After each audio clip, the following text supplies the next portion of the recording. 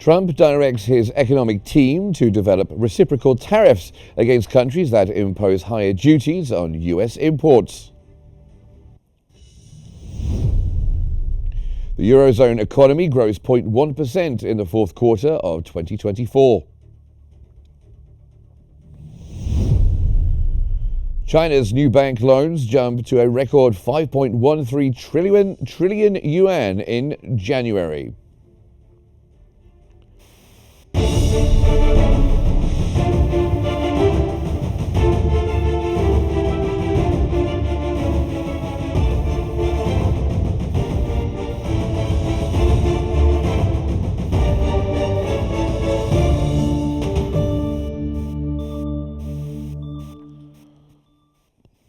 Hello there, good evening and welcome to Qnews Economic Bulletin, where we bring you the latest developments shaping the global economy, from key market trends and financial updates to regional economic highlights and forecasts. We provide essential news and analysis to keep you informed.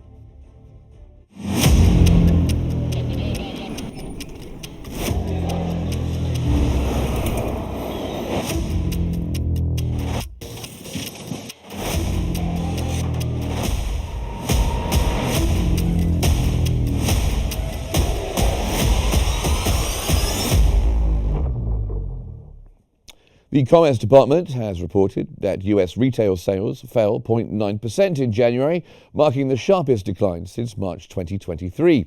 The slowdown comes after 4 months of strong gains, likely influenced by severe winter weather, moderating demand and tariff concerns.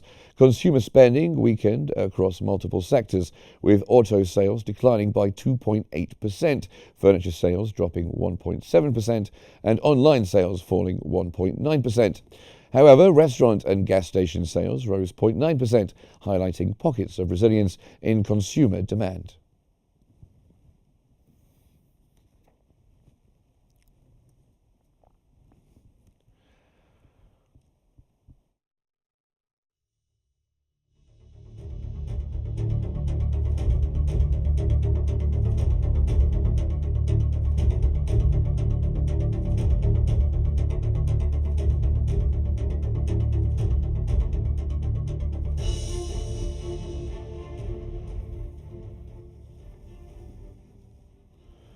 According to the Labor Department, US import prices increased by 0.3% in January, slightly below expectations, as higher fuel costs were offset by declining prices for motor vehicles and consumer goods.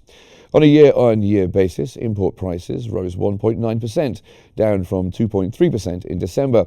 Fuel prices surged 3.2%, while food prices edged up 0.2%. However, core import prices, excluding fuel and food, remained flat after slight declines in the previous 2 months. Auto prices dropped 0.4%, marking the third consecutive monthly decline, while consumer goods prices fell 0.2%.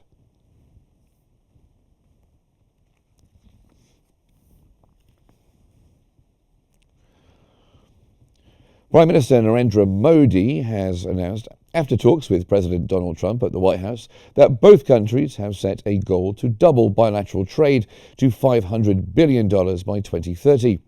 Both sides agreed to start negotiations on a trade deal and work towards resolving tariff disputes. The leaders also discussed boosting India's imports of US oil, gas and defense equipment, with Washington eyeing a stronger role in India's energy sectors and the security sector. Talks covered Indo-Pacific security, joint tech production, and immigration enforcement.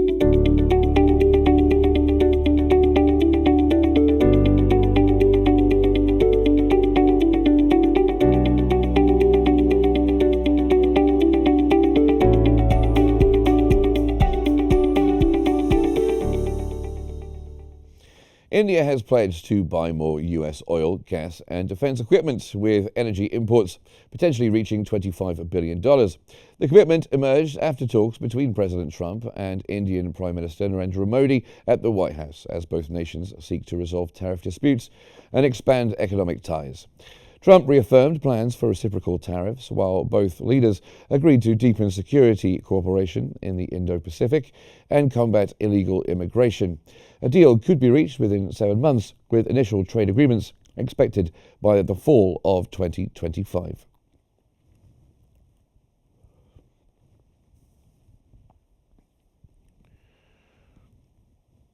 Meanwhile, US President Donald Trump has said that Washington and New Delhi have agreed to begin negotiations aimed at addressing long-standing trade imbalances.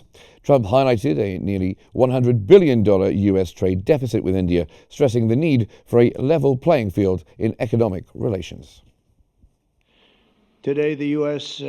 trade deficit with India is almost $100 billion, and Prime Minister Modi and I have agreed that we'll begin negotiations to address the long-running disparities that should have been taken care of over the last 4 years, but they didn't do that, in the U.S.-India trading relationship, with the goal of signing an agreement. And we want a certain level playing field, which we really think we're entitled to, and he does also, in fairness. So we're going to work on that very hard, and we can make up the difference very easily with the deficit with the sale of oil and gas, LNG, of which we have more than anybody in the world.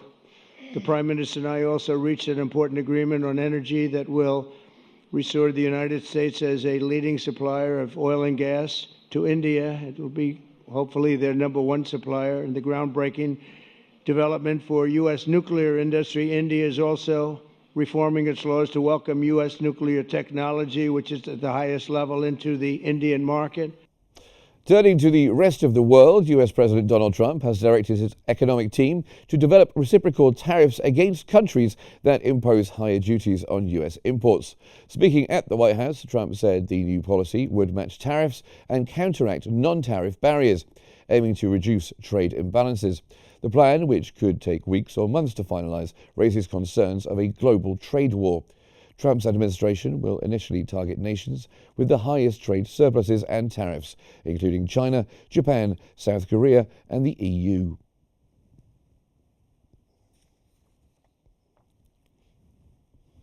In response, the European Commission has said that it sees no justification for the US President Donald Trump's proposed reciprocal trade policy, and vowed to respond firmly and immediately to any tariff increases. The Commission, which oversees trade policy for the 27-member bloc, described the move as a step in the wrong direction. It emphasized that the EU maintains some of the world's lowest tariffs, with over 70% of imports entering tariff-free. The US has pointed to disparities, such as the EU's 10% tariff on car imports compared to the 2.5% US rate. However, EU officials are prioritizing negotiations, with some diplomats urging talks while preparing countermeasures if tariffs are imposed.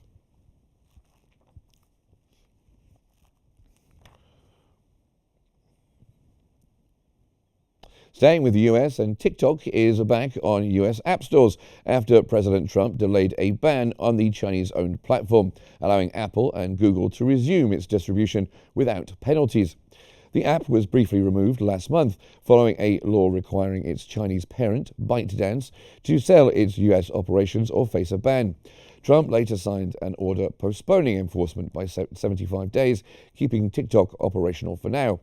The delay has sparked renewed interest from potential buyers, with analysts estimating TikTok's value at up to $50 billion. Trump said a final decision on its future is expected by February.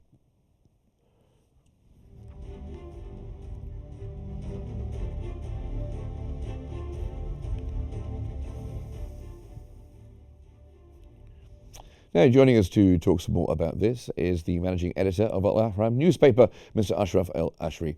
Thank you very much for joining us here on Qnews as we discuss the reciprocal tariffs, as mentioned. So what impact do you think Trump's reciprocal tariff strategy could have on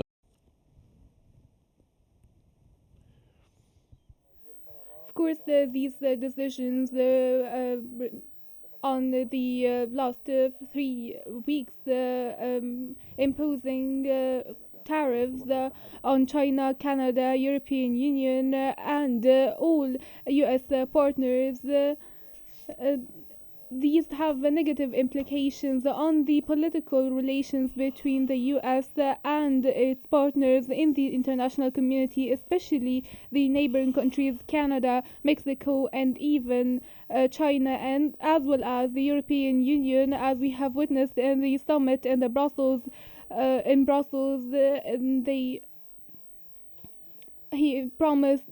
promised to have a serious response to these reciprocal tariffs, which will, as we are going to witness tensions in the relations between the US and the neighboring countries and other countries.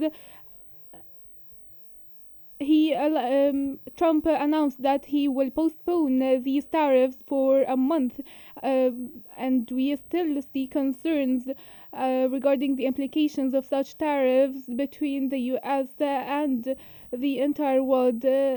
Trump has taken a lot of accelerated and rushed decisions that would not keep the political relations with the entire world, and would have a lot of implications in the future between America and its friends and the international community. These decisions and the procedures are taken even with Japan, which is surprising because Japan has a very good relations with the US.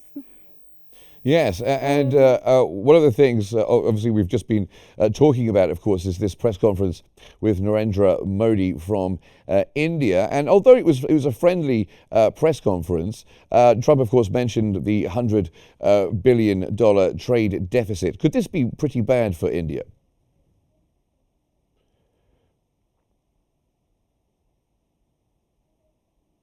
India is being harmed a lot because they think that such procedures during the upcoming period will lead to a further deficit in the trade balance. India has focused on joining different other economic blocs, including BRICS. These things will lead to a further inflation in India and the United States. In the near future, India will also witness a decline in the software and the computing techniques field, as they play an integral role in giving the US a lot of software related products. Okay, and let's move on to the EU, shall we? That's one of Trump's main targets, and it's a regular target that he comes back to. How do you think Brussels is likely to respond to Trump's tariff threats today?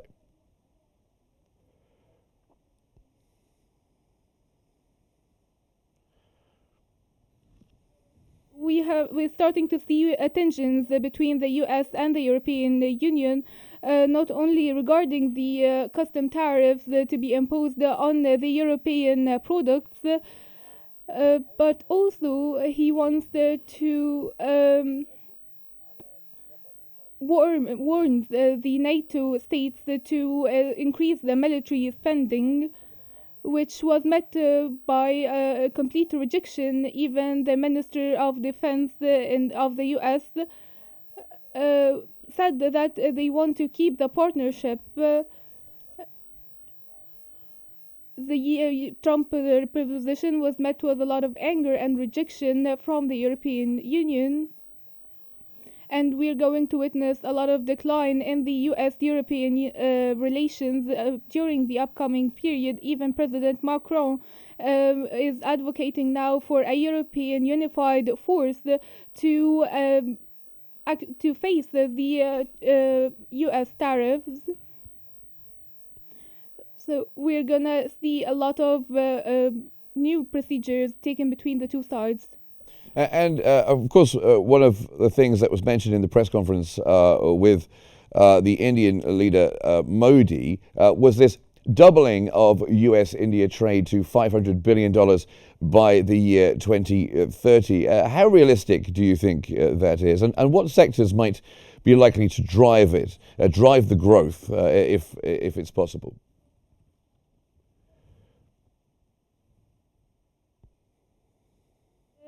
The US already desires to have more relations with India and South Korea to serve the US interests, to be able to face Russia and China. There will be preferential agreements between India and the US during the upcoming period. The US now needs to handle this tariff problem to have better relations with India, especially in the field of software and computing products. And what do you think the key challenges might be faced by both countries when it comes to negotiating a trade deal? It will be very difficult to reach an agreement in the near future. This requires a lot of negotiations between India and the US to change the Trump positions towards his partners around the world, whether in India or Europe or the international community, and as well as the Arab world. I think we're gonna see a lot of long, extensive negotiations to improve the relations of the United States with the rest of the world, to change their traditional way of handling things, especially regarding the tariff situation, which will require a lot of understanding on Trump's side. Well, one of the things that Modi did to try to impress Trump, perhaps, was to promise to import more oil, more gas, and more defense equipment from the United States. Yeah, is that significant?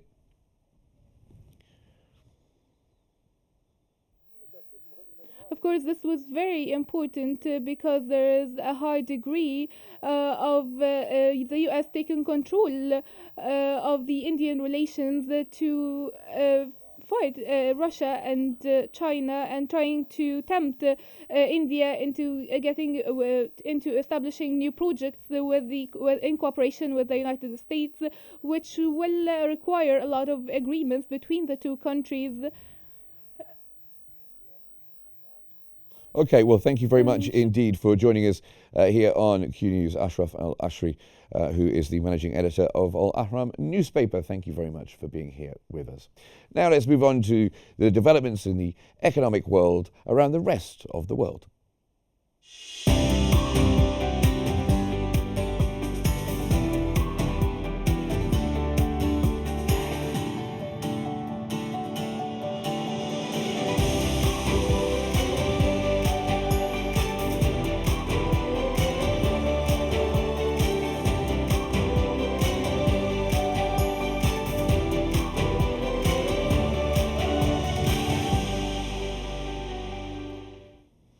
Eurostat has reported that the Eurozone economy grew 0.1% in Q4 last year, slightly better than earlier estimates, but still showing broad stagnation.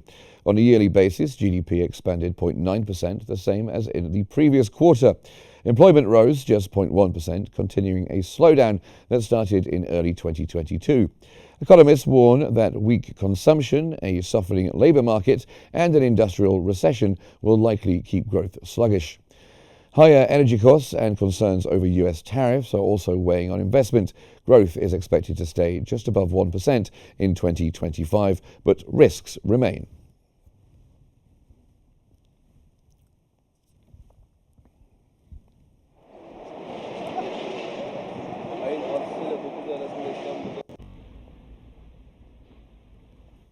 The People's Bank of China has reported that the country's outstanding property loans fell 0.2% in the fourth quarter of 2024, improving from a 1% decline the previous year. The total stood at 52.8 trillion yuan, reflecting the impact of government measures to stabilize the sector. Real estate development loans rose 3.2% to 13.56 trillion yuan, while individual mortgage loans declined 1.3%, a smaller drop than the 1.6% fall seen at the end of 2023.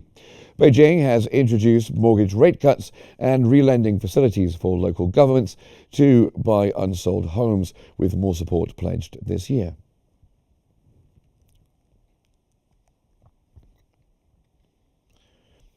China's new bank loans jumped to a record 5.13 trillion yuan in January, more than 4 times December's figure, as the central bank boosted lending to support the economy. This beat analyst expectations of 4.5 trillion yuan. Corporate loans rose sharply to 4.78 trillion yuan, while household loans, including mortgages, reached 443.8 billion yuan. However, overall loan growth remains weak, showing that businesses and consumers are still cautious. The People's Bank of China plans more policy easing, including possible interest rate cuts, to support the economy as U.S. tariffs add pressure.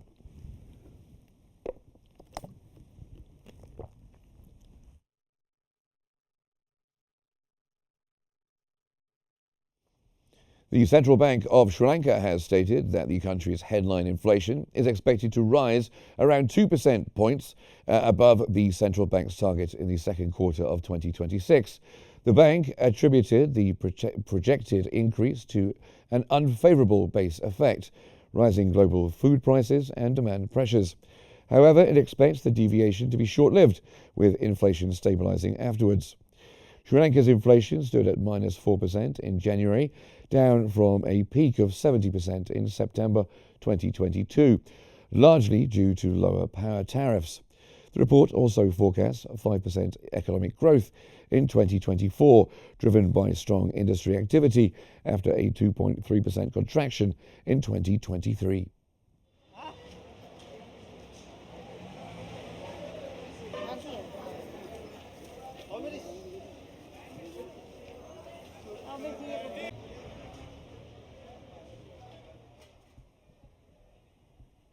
In the MENA region, the National Institute of Statistics has reported that Tunisia's trade deficit jumped to 1.7 billion Tunisian dinars in January 2025, compared to 577 million Tunisian dinars in 2024. The import coverage ratio fell to 74%, down from 89.9% a year earlier. Meanwhile, imports rose to 6.7 billion Tunisian dinars, mainly due to a 24% increase in energy imports. This comes as the Central Bank of Tunisia kept its key interest rate unchanged at 8%, maintaining a cautious monetary policy amid inflation risks.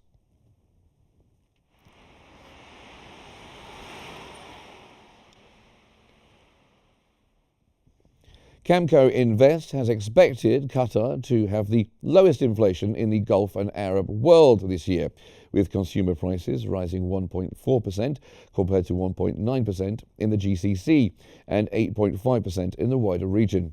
The International Monetary Fund projects inflation to reach 2% in the medium term, while Gulf Cooperation Council inflation remains subdued due to subsidies, fuel price caps and currency pegs. In December 2024, Qatar's inflation rose 0.2% year-on-year, with declines in food and housing costs balancing out increases in communication and recreation.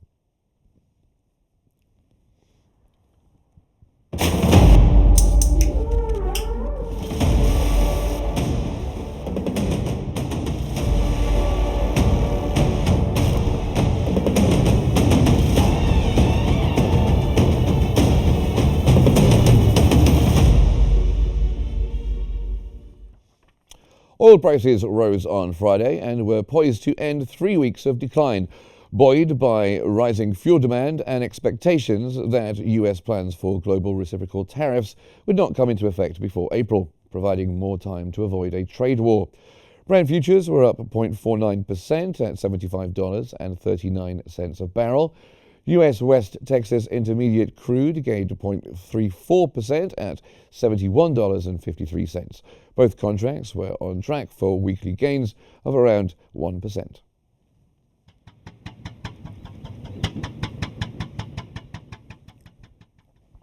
Gold prices were poised for a seventh consecutive weekly gain as worries over a potential global trade war intensified after President Trump's push for reciprocal tariffs. Spot gold was down 0.3% to $2,919.69 an ounce, but remained on track for a weekly gain of more than 2%. Bullion hit a record peak of $2,942.70 on Tuesday. U.S. gold futures fell 0.2% to $2,938.30.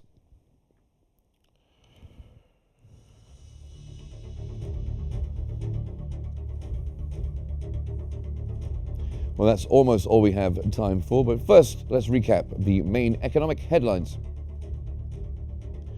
Trump directs his economic team to develop reciprocal tariffs against countries that impose higher duties on U.S. imports. The Eurozone economy grew 0.1% in the fourth quarter of 2024. And China's new bank loans jumped to a record 5.13 trillion yuan in January.